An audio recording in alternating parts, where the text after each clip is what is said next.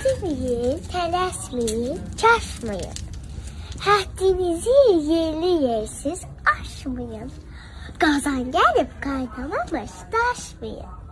Sirdaşımız səbir gözüm olacaq. Bugün sabah dünya bizim olacaq. Bax Təbrizin dünya erkin dünyası.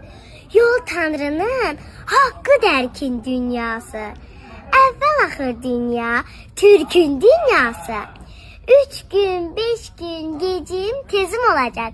Bugün sabah dünya bizim olacak. Yeni düzen, yeni mizan, Kur'an'dır. İlk andımız, son andımız Turan'dır.